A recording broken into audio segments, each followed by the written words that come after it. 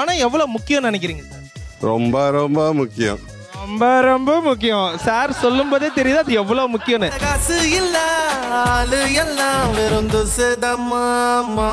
Sir என்ன கொஸ்டினா, இந்த பண விஷயத்துல உங்களை யாரெல்லாம் ஏமாத்திருப்பாங்க இருக்காங்களா?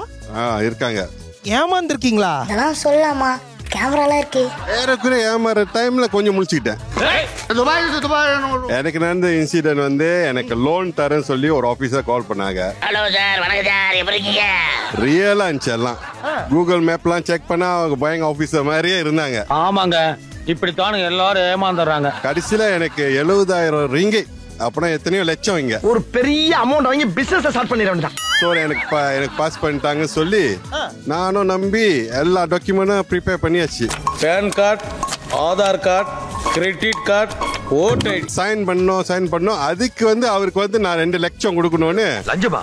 அது கொடுத்தாதான் எனக்கு அந்த ஒரு எத்தனையோ லட்சம் 15-20 லட்சம் எனக்கு கிடைக்கும் சொன்னாங்க. நம்மள என்ன மேனேஜருக்கு தரம் பேசுங்க, குடுக்குறேன் பேசுங்க. அப்புறம் கடைசியா எல்லாம் சர்ச் பண்ணி கண்டுபிடிச்சி அந்த பேங்கே நான் போய் பேசி அங்க போய் பார்த்தா அந்த மாதிரி ஒரு ஆளே இல்ல. சோ அந்த மாதிரி தான் இப்ப எல்லாத்துக்கும் மலேசியால கூட அவங்க வந்து எல்லாத்துக்கும் அலர்ட் பண்ணிக்கிட்டு இருக்காங்க. எப்போதும் நான் பாதுகாப்பு வலயத்துடன் இருப்பேன். அலாட்டுன்னு உங்க திருட்டு விளையாட்டெல்லாம் எங்க ஆள்கிட்ட வச்சுக்காதீங்க.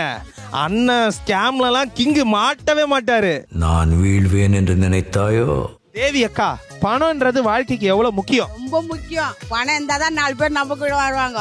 பணம் இல்லைன்னா நாய் கூட சீண்டாது. அந்த வார்த்தை எவ்வளவு பவர்ஃபுல்னு புரியுது. ஆமா, எங்க வீட்டுல கூட நான் எங்கனா இருந்தா கேட்க மாட்டாங்களே.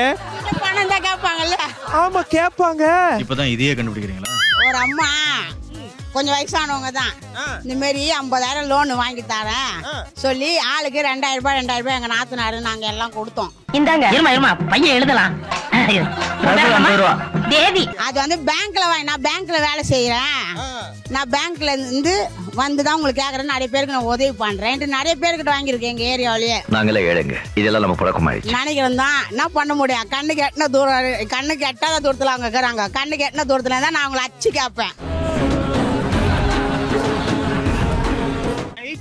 இந்த வருஷத்துல அந்த அம்மா மட்டும் இந்த அக்கா கண்ணுல பற்றாதீங்க, பிழிஞ்சிருவேன். மன்னிச்சு விடுறதுக்கு நான் பாஷா இல்லடா ஆண்டனி. உஷாரா இருக்கமா, உஷாரா இருங்க. காசு யாரும் ஏமாறாம உஷாரா இருங்க. ஆனா வாங்கின அந்த அம்மா மக்களே, நான் 2025ல சொல்றேன், யாருக்கிட்ட பணம் கொடுத்து ஏமாறாதீங்க. பாத்துக்கலாம், புரியுதா? இனிமேலாச்சும் உஷாராயிருங்க. 2025 நம்மள பார்த்து சிரிக்கணும், நம்ம அத்தை பார்த்து சிரிக்க கூடாது. பிரமாதம். கவிதை.